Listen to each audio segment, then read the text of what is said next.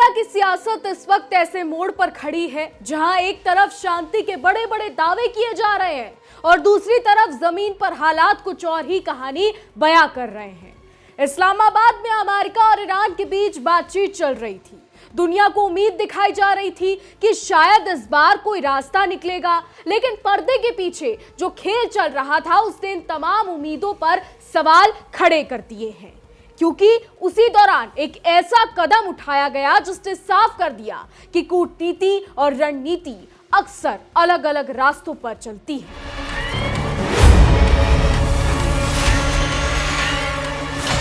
जी हाँ, और यही वो सच्चाई है जो बार बार सामने आती है, जहां एक तरफ अमेरिका खासकर डोनाल्ड ट्रंप की नीतियों के तहत दुनिया को डील और शांति का पाठ पढ़ाने की कोशिश, वहीं दूसरी तरफ उसके सहयोगी देश के बीच सैन्य गतिविधियां तेज हो जाती हैं।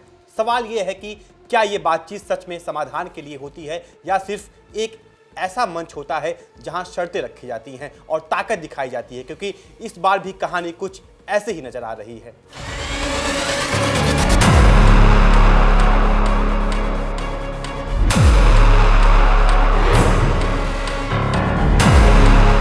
नमस्कार, मैं हूं अभिषेक तिवारी। नमस्कार, रणभूमि देख रहे हैं आप, आपके साथ मैं हूं इशिका त्यागी। दुनिया की राजनीति में इस वक्त जो खेल चल रहा है वो जितना दिखाई देता है उससे कहीं ज्यादा गहरा है। एक तरफ अमेरिका और ईरान बातचीत की टेबल पर बैठे थे और दूसरी तरफ उसी दौरान चुपचाप एक ऐसा कदम उठाया गया जिसने पूरे इलाके की सियासत को हिलाकर रख दिया।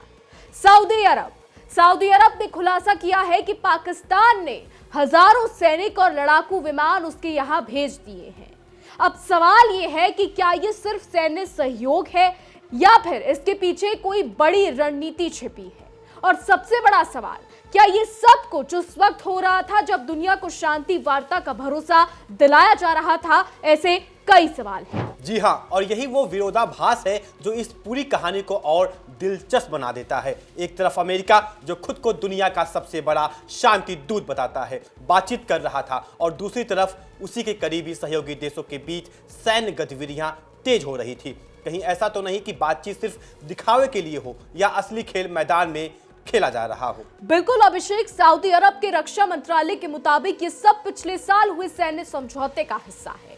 इस समझौते के तहत पाकिस्तान ने करीब 13,000 सैनिक और 10 से 18 लड़ाकू विमान सऊदी अरब भेजे हैं।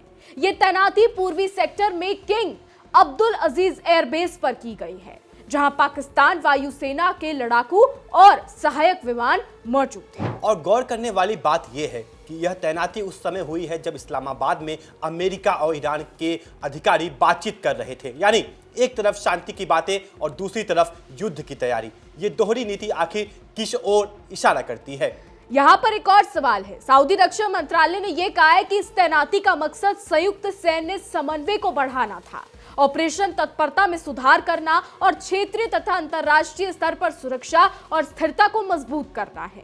सुनने में यह सब बहुत पॉजिटिव लगता है, लेकिन समय और परिस्थितियां यहां पर कई सवाल खड़े कर देती हैं कि जब आप पाकिस्तान में मीटिंग कर रहे हैं, शांति वार्ता लाने की कोशिश कर रहे हैं, आप पीस लाना चाहते हैं, तो दूसरी तरफ आप ही के सहयोगी देश अपनी सैनिक भेज रहे हैं, अपनी सेना भेज रहे हैं, अपने लड़ाकू विमान भेज रहे हैं। तो आखिर ऐसा क्यों रहा है? क्या सिर्फ ढोंग के लिए वो बातचीत हो रही थी या फिर पर्दे के पीछे कुछ और ही दाल पक रही है? जी बिल्कुल, क्योंकि जब एक देश खुद को अमेरिका और ईरान के बीच ईमानदार मध्यस्थ बता रहे हो, उसी वक्त उसका सैन्य संसाधन एक तीसरे देश के पास पहुंच रहा हो, तो उस ईमानदारी पर सवाल उठना लाजमी है। और अभिषेक, पाकिस्तान के जाने माने पत्रकार ने भी इसी मुद्दे पर अपनी सरकार की कड़ी आलोचना कर दी है। उन्होंने साफ शब्दों में कह दिया है कि इस तरीके की तैनाती एक बहुत ही खराब संकेत है, खासकर उस समय जब कंगाल पाकिस्तान खुद को निष्पक्ष मध्यस्थ के रूप में पेश कर रहा है और दूसरी तरफ वही पाकिस्तान सऊदी में अपने लड़ाकू विमान भेज रहा है, अपनी सेना भेज रहा है।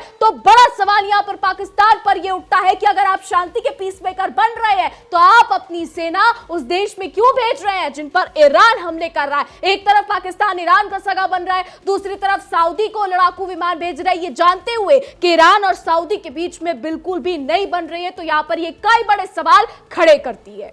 जी बिल्कुल, उन्होंने यह भी कहा कि पाकिस्तान वायुसेना का सऊदी अरब पहुंचना इस बात को दिखाता है कि देश की नीतियों में कितना विरोधाभास है। एक तरफ बातचीत की मेज और दूसरी तरफ सैन्य गठजोड़। यह संतुलन कैसे बनेगा? और इसी बीच इस्लामाबाद की बातचीत भी नाकाम हो चुकी है। अमेरिका और ईरान दोनों के प्रतिनिधि मंडल वापस जा चुके हैं और अब एक बार फिर इलाके में तनाव बढ़ने की आशंका जताई जा रही है। ऐसे में सबसे बड़ा सवाल यही है कि अगर हालात युद्ध तक पहुंचते हैं तो पाकिस्तान किसके साथ खड़ा होगा? क्या वही सऊदी अरब का साथ देगा?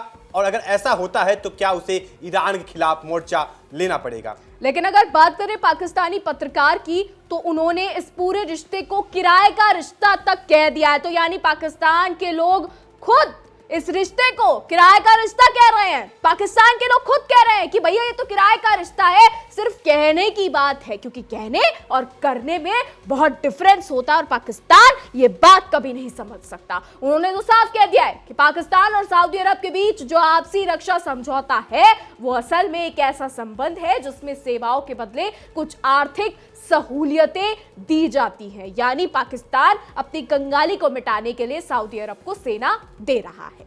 जी बिल्कुल। उन्होंने यह भी लिखा कि सऊदी अरब पाकिस्तान को तेल भुगतान में देरी, क्रेडिट सुविधाएं और विदेश में रहने वाले पाकिस्तानियों की रेमिटेंस को आसान बनाकर भुगतान करता है। यानी यह रिश्ता रणनीतिक कम और आर्थिक मजबूरी ज्यादा लगता है। बिल्कुल, आपको बता दें पाकिस्तानी पत्रकार ने इस रिश्ते की तुलना 18वीं सदी के उन यूरोपीय रियासतों से की है जहां देश एक दूसरे के लिए किराए पर लड़ते थे।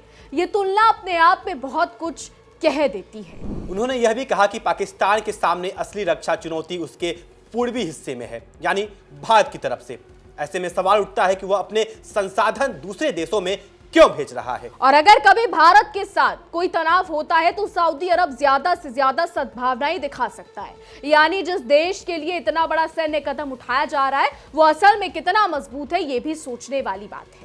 उन्होंने यह भी कहा कि जब बात पाकिस्तान की आती है तो सऊदी अरब भारत को नाराज करने का जोखिम नहीं उठा सकता। यानी रणनीतिक समीकरण यहां भी साफ दिखाई देते हैं। आपको बता दें पाकिस्तानी पत्रकार ने यह भी आरोप लगाया है कि कमजोर होने की वजह से और कमजोर अर्थव्यवस्था की वजह से पाकिस्तान अपनी संप्रभुता खोता जा रहा है और अगर हालात ऐसे ही रहे तो भविष्य में और भी शर्मनाक समझौते देखने को मिल सकते हैं।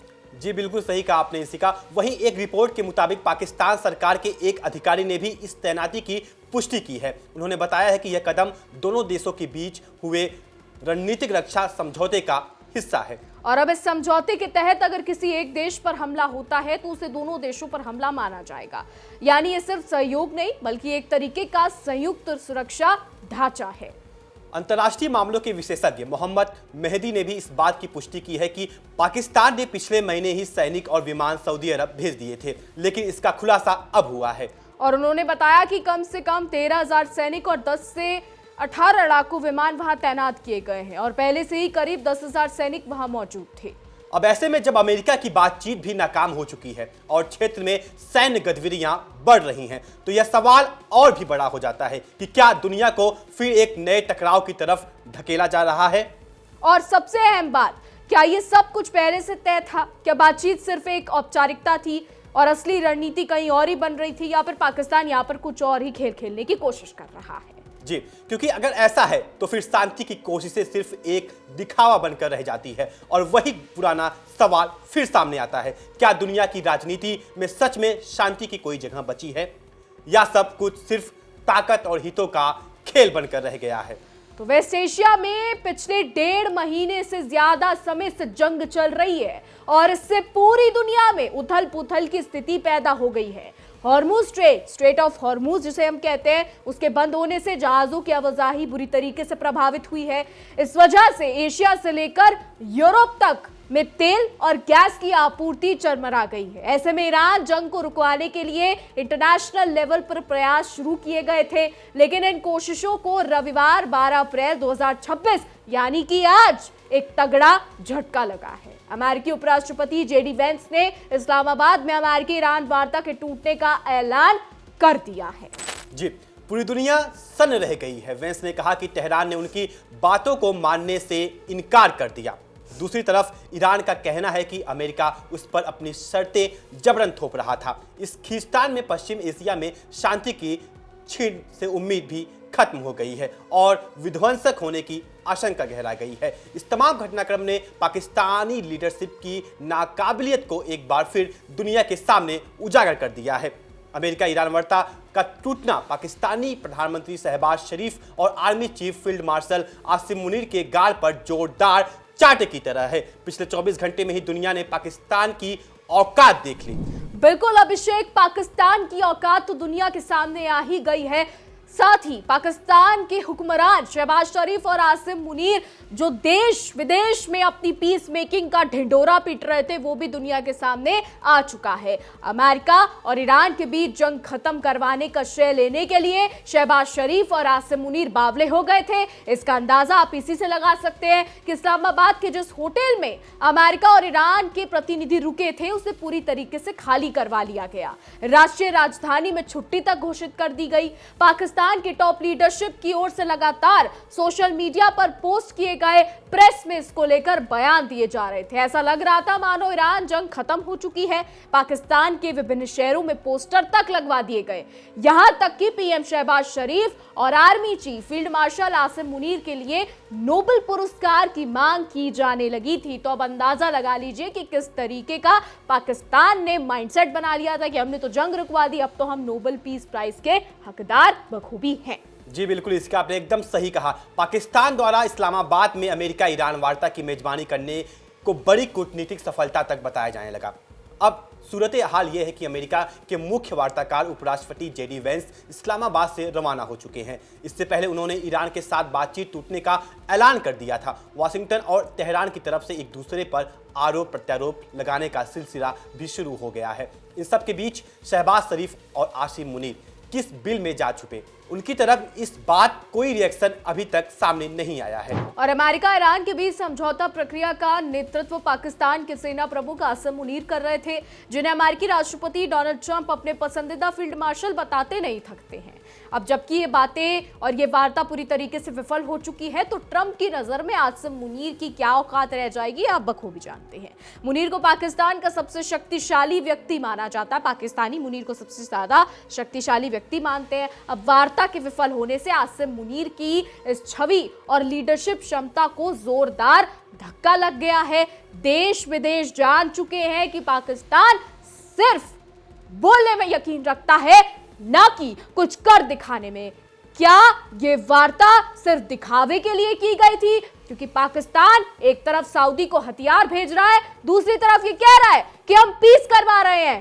डोनाल्ड ट्रंप कह रहे हैं एक्सपर्ट ट्वीट करके कि हम 2 हफ्ते का सीजफायर घोषित कर रहे हैं। पाकिस्तान के प्रधानमंत्री के कहने पर 2 हफ्ते का सीजफायर घोषित हम कर रहे हैं। ये डोनाल्ड ट्रंप ने कह दिया था अभी कुछ ही समय पहले ट्वीट करके। और उसके बाद जो ये इस्लामाबाद में मीटिंग हुई, ये जो सारा खेल रचा गया, ये महज दिखावा था। ये हर कोई जानता है, क्योंकि इसका हल अभी तक नहीं निकल पाया है।